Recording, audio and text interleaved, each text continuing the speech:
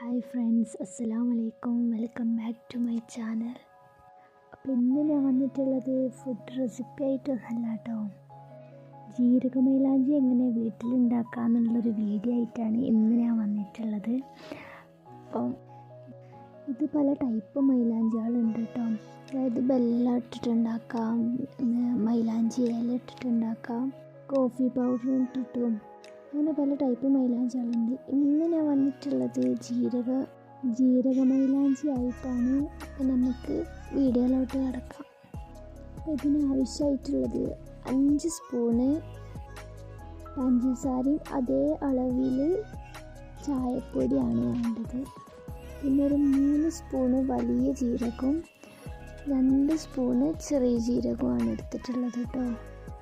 ഇത് നമുക്ക് നല്ലോണം ഒന്ന് മിക്സ് ചെയ്ത് കൊടുക്കാം.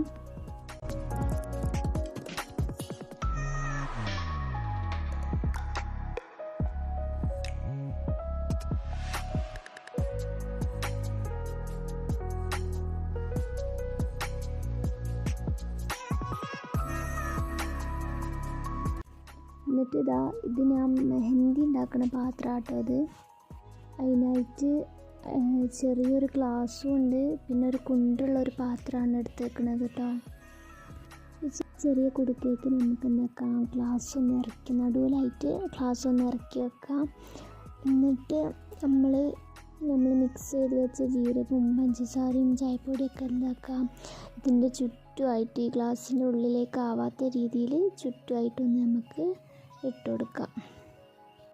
എന്നിട്ട് നമുക്ക് എന്താക്കാം, ഫ്ലെയിം ഒരു 5 മിനിറ്റ് നല്ലോണം ഒന്ന് കൂട്ടി വെച്ചിട്ട് പിന്നെ ഒന്ന് കുറച്ച് കൊടുക്കാം. എന്നിട്ട് അതിൻ്റെ മേലേക്ക് നമ്മൾ കുണ്ടുള്ള പാത്രത്തിൽ ഒന്ന് വെച്ച് കൊടുത്തിട്ട് ആ പാത്രം നിറയാൻ പാകത്തിൽ വെള്ളം ഒഴിച്ച് കൊടുക്കാം കേട്ടോ. ഈ വെള്ളം ഒന്ന് തിളച്ച് വരുന്നവരെ ഒന്ന് വെയിറ്റ് ചെയ്യുക. മെയിനായിട്ട് ഇതിൻ്റെ ആവി പുറത്തേക്ക് പോവാണ്ട് നോക്കുക കേട്ടോ. ഇനി പോവുകയാണെങ്കിൽ തന്നെ ഒരു തുണി എടുത്തിട്ട് ചുറ്റിനും വെച്ച് കൊടുക്കുക. പാത്രത്തിന് ചുറ്റിനും ഒന്ന് ആവി കളയാത്ത രീതിയിൽ ഒന്ന് വെച്ച് കൊടുക്കുക കേട്ടോ. ഈ വീഡിയോയിൽ കാണുന്ന മാതിരി നല്ലോണം തിളച്ച് വന്നിട്ടുണ്ട്. ഇനി ഇതെന്താക്കുക, ഈ വെള്ളം ഒന്ന് കോരി കളഞ്ഞിട്ട് നമുക്ക് വീണ്ടും പച്ചവെള്ളം ഒഴിക്കാം. ഇതൊന്ന് തിളച്ച് വരുന്നവരെ വെയിറ്റ് ചെയ്യാം. ഈ വെള്ളമടക്കം നമ്മൾ ഒന്ന് പൊന്തിച്ച് നോക്കണ്ട കേട്ടോ. ആ ഗ്ലാസ്സിലേക്ക് നല്ല ലിക്വിഡ് ആയിട്ടുണ്ട്.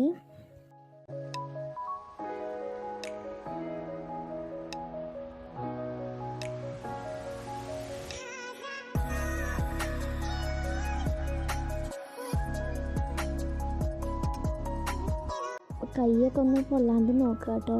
എന്നിട്ട് ഇതൊന്ന് ചൂടാറാൻ വേണ്ടിയിട്ട് ആ ഗ്ലാസ് ഒന്ന് പുറത്തേക്ക് വെക്കുക. നമുക്ക് ഈ ലിക്വിഡ് ഒരു ചെറിയൊരു കുപ്പിയിലാക്കിയിട്ട് എത്ര വേണമെങ്കിലും നമുക്ക് എടുത്ത് വെക്കാം കേട്ടോ ഫ്രിഡ്ജിൽ. ഇനി മേലിന് ഇടാനായിട്ട് നമുക്ക് എന്താക്കാം, ലേശം ലിക്വിഡ് എടുത്തിട്ട് ഒരു 2 സ്പൂണ് മൈദ ഇതിലേക്ക് ആഡ് ചെയ്ത് കൊടുക്കുക. നല്ല കട്ടില്ലാണ്ട് കുഴക്കുക കേട്ടോ. നല്ല മിക്സ് ചെയ്യുക കേട്ടോ. നല്ല മിക്സ് ചെയ്ത ശേഷം നൈലിൽ ഇട്ട് കൊടുക്കാം.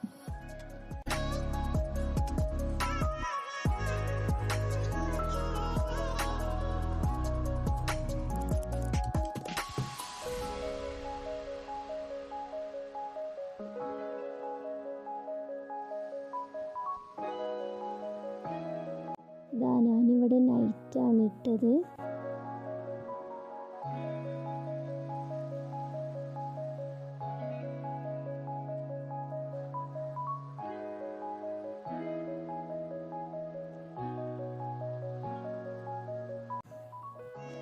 ഞാൻ നൈറ്റ് ഇട്ടിട്ട് മോർണിംഗ് വരെ വെച്ചിട്ടുണ്ടായിരുന്നു കേട്ടോ.